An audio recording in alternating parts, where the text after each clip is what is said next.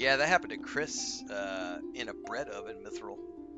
Um, she was on shift, and she was working as the cashier, and like the restaurant was short staffed, and it was like the place was it had a so it was like a wine store with an attached like snack um, tapas bar, and then they had a bread machine in the back, like a big bread oven, and like they were short staffed, and Chris got called away from the cashier from the she was like they told her to, hey, go help the baker get bread out of the oven and get it ready because we're short staffed today. So she went out and was helping get bread out of the oven and totally like pushed her arm up against this super hot heating element and got like 3 burn marks on her arm. And they were like, tough shit, we're short staffed, you gotta stay and work, wrap it up, shake it off. And so she had to sit there and work with these 3 blisters forming on her arm, and then came home, and poor girl. Yeah, that kind of shit should be outlawed for sure, Mithril. Like, if you have an accident at work, you should go home. But like, I can remember too, like when I was working with my uncle, this finger, you're not gonna be able to see it on screen, but my index finger has an indentation. You won't be able to see it, I don't think, on screen. You might be able to see it. I have an indentation right here on that finger. And the reason is because I had a hammer tacker. If you don't know what a hammer tacker is, it's like if you can imagine a staple gun to put, those U-shaped staples. So it's like a staple gun, but it looks like a hammer. So it's a hammer that dispenses staples, and you hit it, and when the hammerhead hits, it puts staples in. And I was holding my hand up, and I had my hand in the corner, and I was putting chicken wire up on a wall because we were going to do a mud float. Doesn't matter what that means. I was putting chicken wire on the studs of a house, and so I was hammer tacking my way up the stud, and I had my finger up in the corner to hold that piece of chicken wire up in there, and I missed the hammer, and I went fa-chunk, and I stapled my finger to the wall, and it sheared down to the bone, and I'm literally like up there on the wall like this, and I don't dare pull my hand away, because if I do, I'm going to pull that chunk of my finger off and leave it. So I'm hanging there from the wall, and I'm yelling for my uncle, who's, I was maybe 18, 19, something like that. He's in his 40s. So he comes in, gets a pair of pliers, pulls the staple out. I'm gushing everywhere. And he literally, I'm like, we need to go to the doctor. And he's like, you'll be fine here. And he just puts it back in there, and I'm howling. And then he literally takes my flannel jacket and like rips a chunk off, binds it up, wraps it with duct tape, and he's like, we got a job to finish, let's go. Take a Tylenol, shake it off. And I was like, so I have an indented finger from that. Those sort of people should not be allowed to have employees.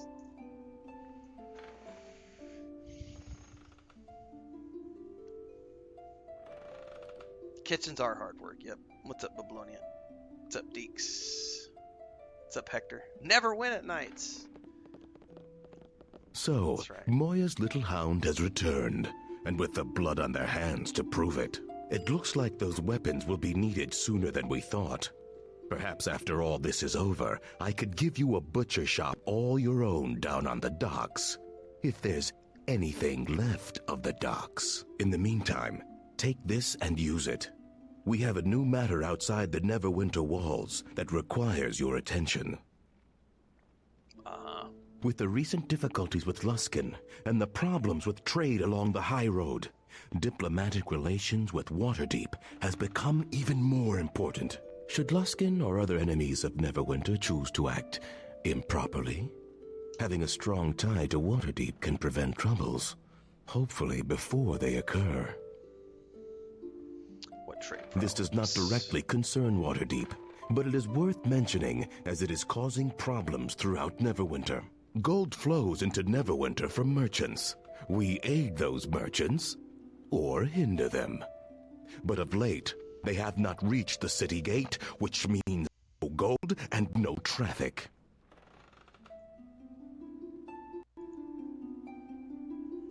So what's happening to the merchants? These merchants are going missing, and we do not know why. The high road has become a stranger to us, and it is devouring merchants one by one. we know little about why. Not even our smuggler contacts in the Mare have been of use in uncovering the reason. At least the ones who still live. As such, keeping a close tie to Waterdeep in the face of such adversity would be to the benefit of trade, and a benefit to us all. Okay, what do you want me to do? An emissary from Waterdeep has gone missing, and I suspect that someone has led them astray. The emissary was last reported seen in the vicinity of the Old Owl Well, a range of mountains infested with orc tribes that are always at each other's throats.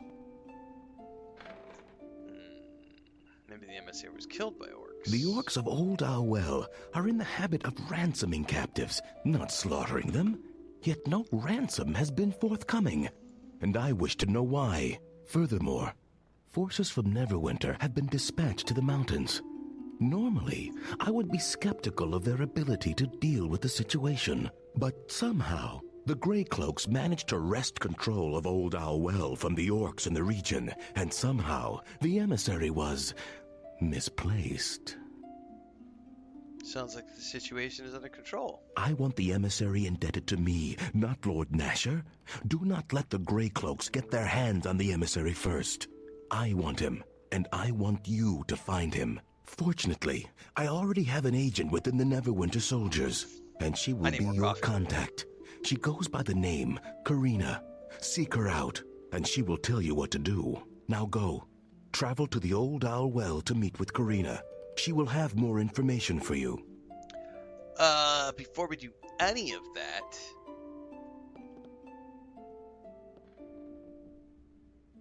I have a boatload of shit that I'm going to go sell to Deacon, because he has got a bunch of stuff I could buy. Yes. Yes. And I What's need going gear. on? Yeah, I definitely need gear before we go any further.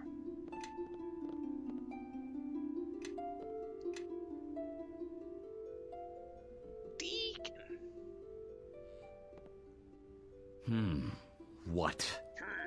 What? It's an awfully deep voice for a halfling. Yes? What do you want?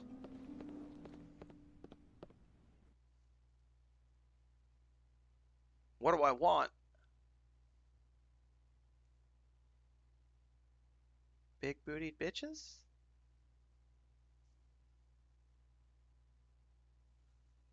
I mean, if the dice will let me.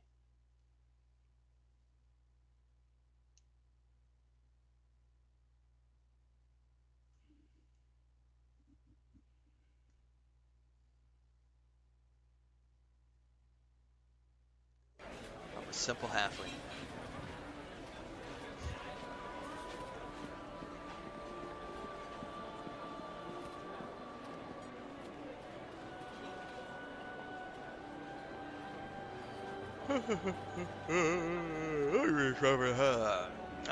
Yeah, I'm gonna sell all these trap kits.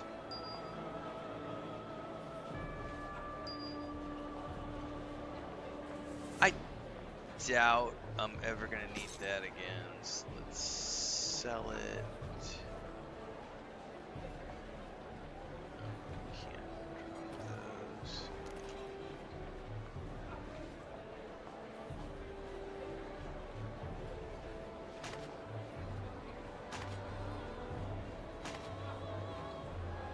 Ooh, armor of loyalty. What is that?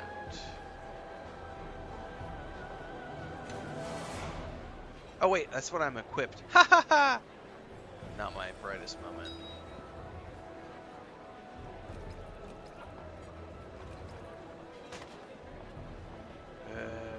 I mean, I've got casters in my group now. I probably won't need any of that stuff.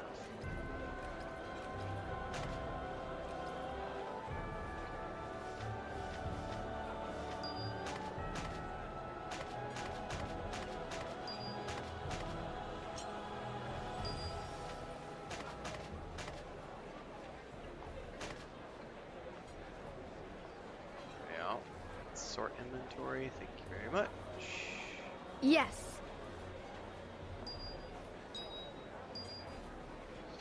Okay.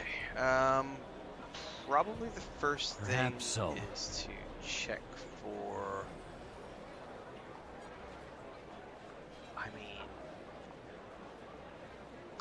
cape, bracers, belt. Yeah, we definitely need to check for things like that. We have agility. Some striding, cloak of fortification.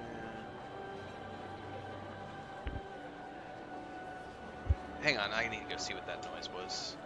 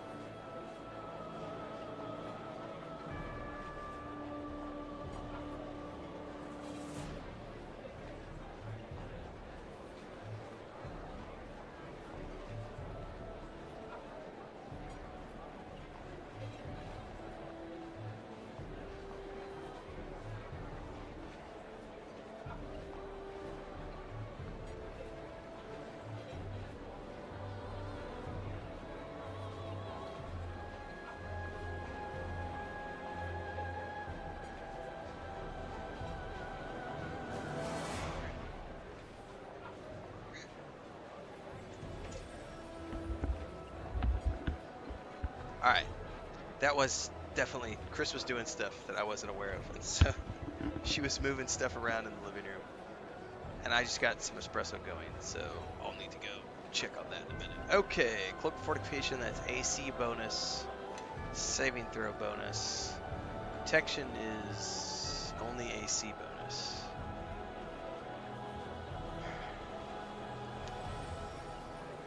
What is this? Finely crafted hat? Oh, I want that. I want that. Must have it.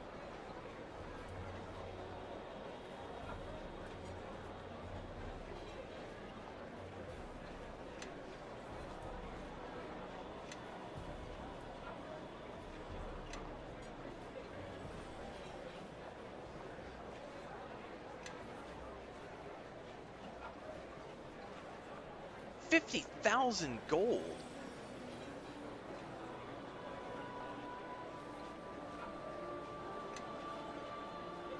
Shadow Thief. How do I become a Shadow Thief?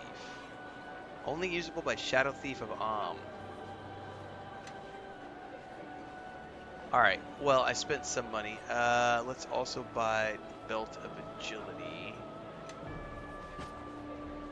And Boots of Reflexes for now. Let me start with that, because that was really, really expensive. Holy shit. Okay, resume game. Pause, go to my inventory, character. I want the hat, first and foremost, please. Look at that! That dashing young man. I'll take the belt, I'll take the boots. That hat is awesome. Do you see the stats on that bad boy? Finch's fine chapeau. Bluff +4, diplomacy +4, perform +2, sleight of hand +2. Perfect for a thief. Or bard.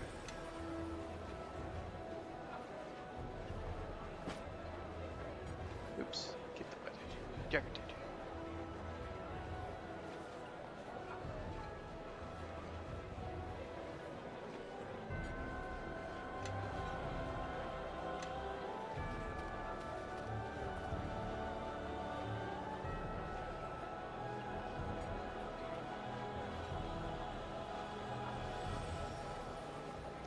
I should probably buy the cloak of...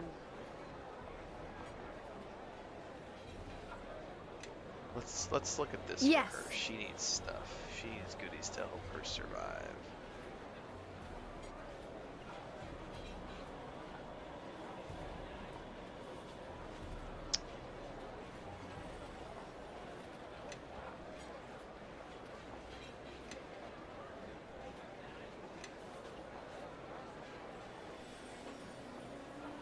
Yeah, let's buy the cloak of fortification.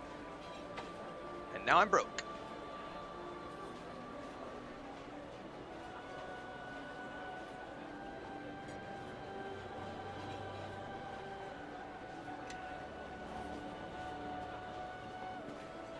Look at my dapper young man. Perhaps so. Look at that, the hat and everything. Even has a feather in it. Alright, that is a main save moment.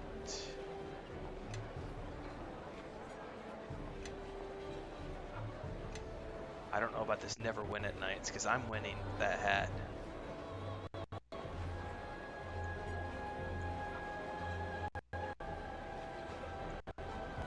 Alright, let me go check on the espresso really quick, because I don't know if Chris went out back or not.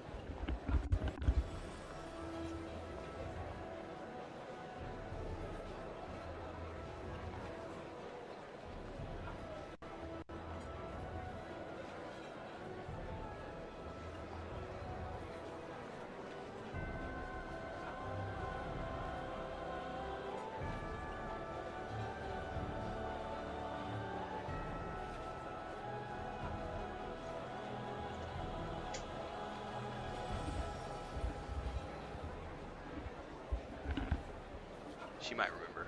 She might not remember. I don't know. She's working. Alright, let me check this before we go.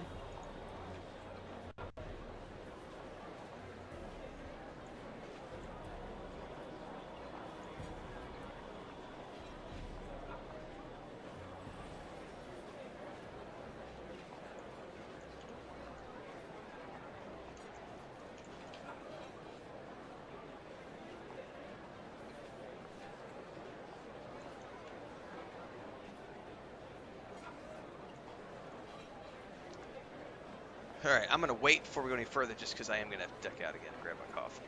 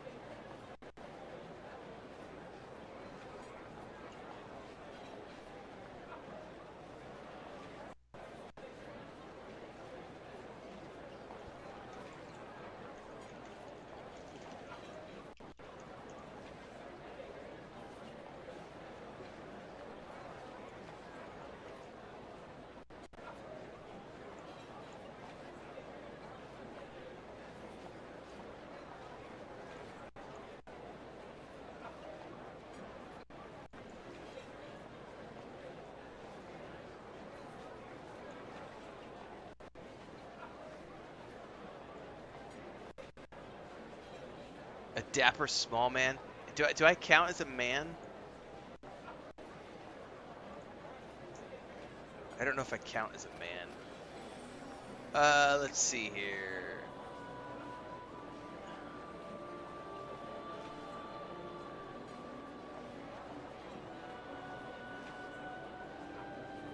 Agent of the Shadow Thieves make contact with the Old Owl Well, which assuming is outside of town. So let me go there, and then I need to go check on my espresso.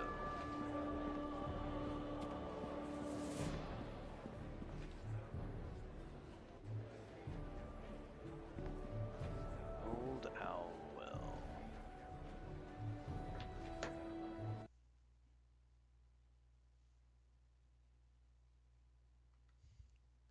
I'm a half man.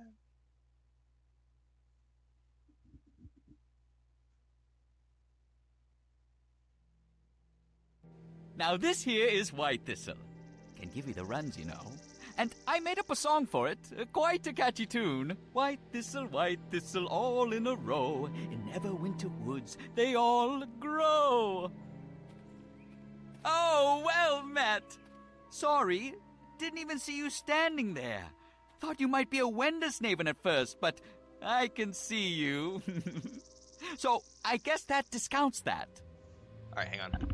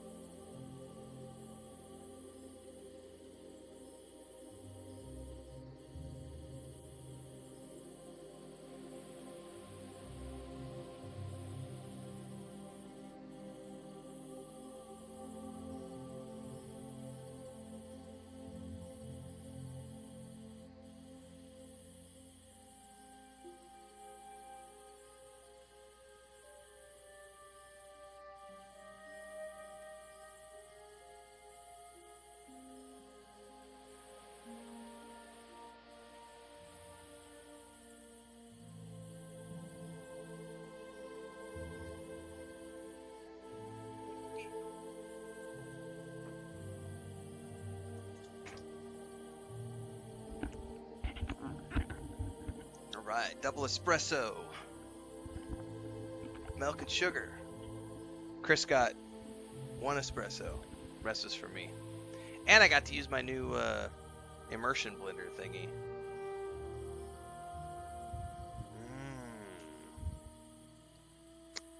Perfect.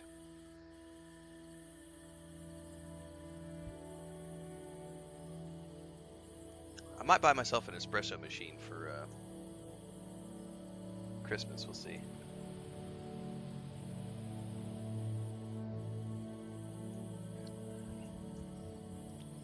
Wonder what? Wendersnaven. It doesn't roll off the tongue too easily, so don't worry. Don't say it too loudly if you're not sure, though. They may take offense. And I thought Kelgar had problems. What are you talking about? This gnome's mad, not me. Wendersnaven? I don't think I've heard of a woodland animal by that name. Thought I might camp out here a bit. Play a tune or 3, see if I could catch their attention. No luck, though. But luck's what you make it, so I've been working hard. Oh, but I haven't even introduced myself. I'm Grobdar Gnome Hands. Probably guessing where that last name comes from, don't you? Well, tends to confuse most people. Quite a collector and maker and teller of tales I am. All the gnome hands are, except the ones they hanged in Luskan. Working on quite a tale myself, you know, and the act of composing, it is a tale in itself. The ones they hanged in Luskan. Foggy asks, as an old Baldur's Gate 1 and 2 player, is it easy to pick up this version? The feats, classes, grand feats seem a bit daunting from watching people roll new characters. Well, the best part is that if you do character creation, you have the option to, when you're going through and choosing the class, there is an option during character creation where you can let it choose for you and like assign all the feats and things in a collection of skills so that you don't have to do it, or you can go granular and make one from scratch. It's no different. It's just an updated version of the rule set from Baldur's Gate 1 and 2, which used what? 2nd edition 2.5? So it was 2nd edition AD&D rules, which was 2.5. So this is 3.5. So it's just the next, like, 1 edition further. This is the version that Pathfinder took and used to become Pathfinder. So it's no daunting than Baldur's Gate 1 and 2. If you're familiar with Dungeons and Dragons, it's just an evolution of the rule set. It's nothing tricky to it.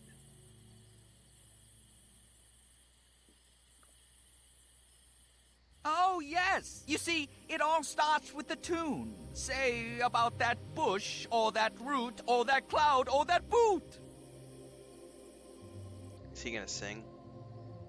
And then, after I had welded the spring-mounted mechanical shield on my codpiece, I fired it, only to be thrown back almost 30 yards right into a wall. Stung quite a bit, I'll say that much, but what I learned was... We all fell asleep. I say, all that discussion has really built up a hunger. Lost all track of time. Huh? What happened? Oh, you were listening so intently you closed your eyes and laid down for a bit. Made some funny laughing noises at the right times, too. Almost thought you were snoring. No trouble, don't blame you. I barely notice the world around me once I conjure up a story, so if closing your eyes helps you concentrate, by all means. I knew this mage once who... Do you still have that spring-mounted shield?